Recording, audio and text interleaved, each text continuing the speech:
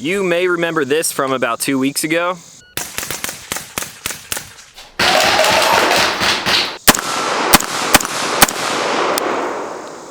Well, now I've got one in hand for a review on Sunday GUNDAY.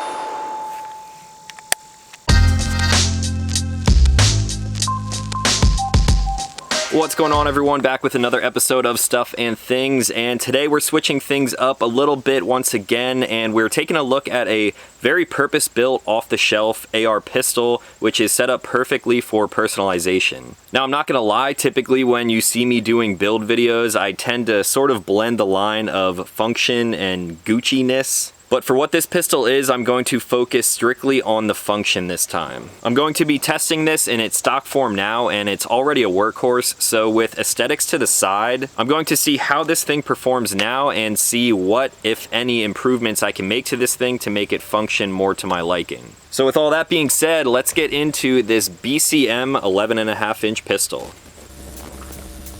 Almost everything you see here is coming from Bravo Company except the SBA3 brace. This is of course a pistol with BCM's 11.5-inch chrome-lined barrel chambered in 5.56 underneath the 10-inch MCMR M-LOK handguard. You'll hear me say this a few times today, but the component specs and quality control coming from BCM is some of the best available in the AR world today, and it's trusted by many different military and law enforcement agencies. On the end of the barrel is their Mod Zero compensator, which is sort of a hybrid between a comp and a flash hider, so I'm pretty curious to see how that's going to perform. Moving back to the receiver set, these are forged from 7075 T6 aluminum, and they are hardcoat anodized. A majority of the pistol is mil-spec or slightly modified from mil-spec by BCM, so all of the controls are pretty standard, like the mag release, bolt catch, safety, and the forward assist. Inside is BCM's bolt carrier group, which is arguably one of the best BCGs on the market right now. And the trigger is the BCM PNT, or polished nickel Teflon trigger, which should feel just a bit smoother than a standard mil-spec trigger. A few other features to highlight would be the BCM QD end plate and included swivel mount, the enlarged trigger guard, and Mod 3 pistol grip, as well as the gunfighter charging handle. So as you can see, this thing is set up and ready to rock right out of the box. The only things that I've really added were my Lunar Concepts contour sling with their included BCM swivel mount up here, and then some M-Bus flip-up sights on top. Pretty much everything on here is red Loctited and has a super solid fit and finish to it, so I'm ready to shoot the hell out of this thing, so I'm gonna load it up, head out to the range, and then I will come back for a first mag impression. We're gonna start things off with a 40 rounder because why not?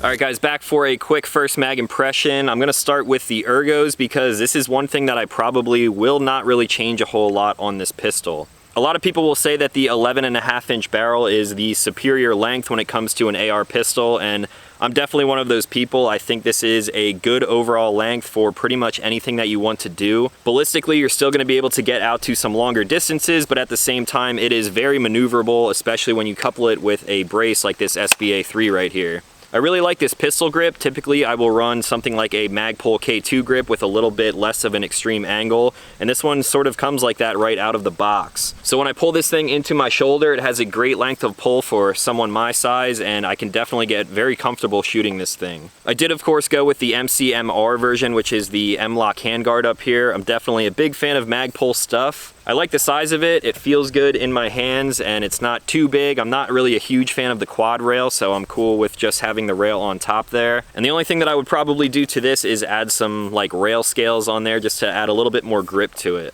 Now moving down to the end here with their Mod Zero comp, like I mentioned, I have not shot one of these before, but first impression is I like it. When you're shooting a shorter barrel AR like this, the concussion tends to get pretty violent, but from what I noticed just in that first mag there, I could keep the sights on target. I wish I was shooting a red dot, but I'm just working with this for now. It shot pretty flat through all of those rounds. I was able to pick up the irons again fairly quickly, and I really didn't notice too much of a blast. There wasn't a big fireball coming out of there. Granted, it is early morning here and it is super bright out here on the range, but I think I actually like that. As far as the controls go, pretty much everything is standard on here, like I mentioned, with the mag release, the safety. The bolt catch is also pretty standard, but they did add their Gunfighter charging handle on here. For the most part, when I am upgrading and improving a build like this, I will change that out for an ambidextrous one. However, I'm actually a fan of this. You're only going to be able to charge this pistol from the left side of the handle here, so that could be a con to some people if you are planning on manipulating this both left and right-handed.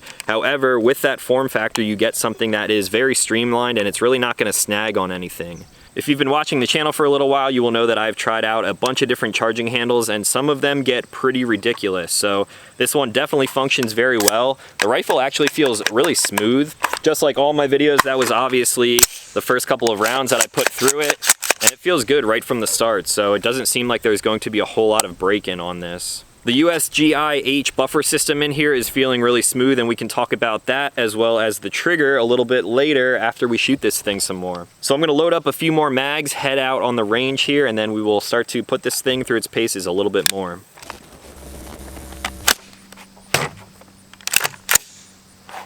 All right, first thing I'm going to do is adjust these irons a little bit. It looks like it was hitting a little bit low. I did just throw these on here, but like I mentioned, in the future, I'm definitely gonna switch out to a red dot because irons are just not that fun.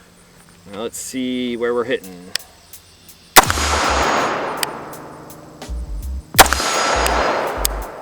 Just a little bit low. Try that again.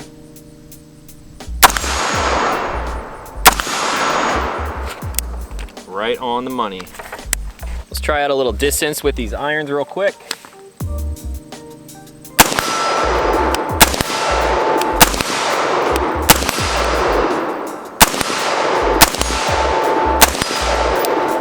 Yeah, I'd say these things are on now.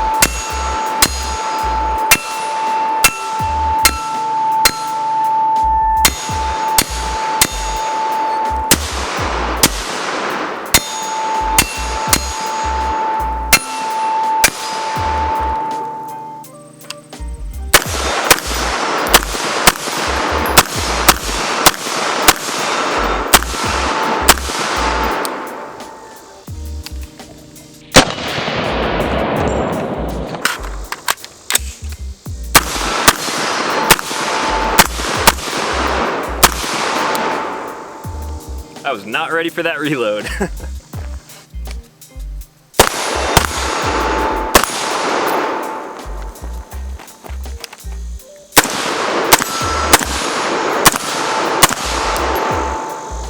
Now we're getting real far out here.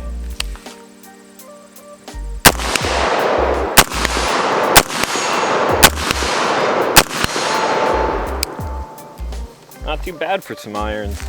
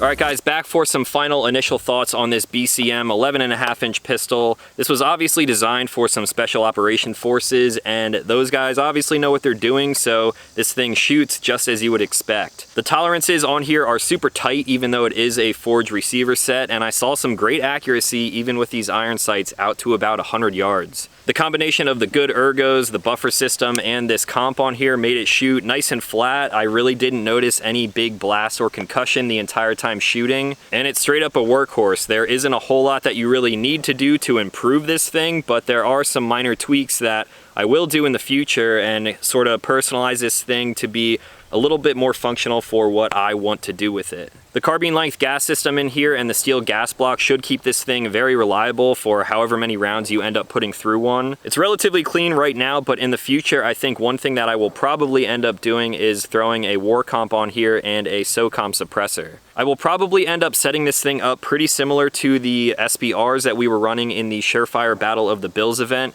If you guys want to check out that video, I'll leave a link for it right up here in the corner. But for what this gun is, how it comes right out of the box, there really isn't a whole lot that you have to do to it. Like I mentioned, a majority of the parts on here are coming from BCM, and they have really great tolerances, and they make some of the best stuff available right now. This trigger is one thing that actually surprised me a little bit. It's pretty similar to a mil-spec trigger, but it's worked over just enough that you definitely notice a little bit of a difference. It's a pretty heavy take-up, but it's also very short, and then once you find that wall, you get a really nice, crisp, and clean break, which you don't always find with a mil-spec trigger. Now for an AR pistol right out of the box, one gun that I would compare this to would be the LASF-15 from Lantac that I reviewed a few weeks back. That gun is coming out of the box with a lot of upgrades, like a pretty fancy muzzle device and then a different safety selector, and there's just a little bit more Gucci-ness going on there. And if I had to choose between the two, this thing is coming in a lot cheaper. Granted, you don't get some of those features like the LawTac folder and some other things that you may have found on that other gun that I reviewed. But this BCM is just a straight up workhorse, really no frills at all, and I will definitely be shooting it a lot more in the future. In my opinion, this is almost the perfect example of a purpose-built AR that is ready to be fully accessorized. So like I mentioned, there are a few things that I am going to do to this pistol, and I don't want to kind of give all that stuff away right now, but there will definitely be a follow-up to this gun. I've got a lot of stuff on my plate right now, but if you guys check back on the channel in a couple weeks, you will definitely see a follow-up video to this BCM pistol. So for now, if you guys have any questions on this pistol, let me know in the comments down below, and I will try to answer anything that I have not already. I gotta give a big thanks to everyone who has been supporting the channel over on Patreon. I probably would not be making any gun videos like this without your support, so thank you guys very much. If you want a backstage pass to everything that I do, a lot of behind the scenes and some future gun stuff that's coming to the channel, go check that out, and I will leave a link in the description down below. Now, if you are new to the channel, consider clicking subscribe because I make new videos every week, and that is going to be all. So as always, thank you guys for watching, and I will talk to you in the next one.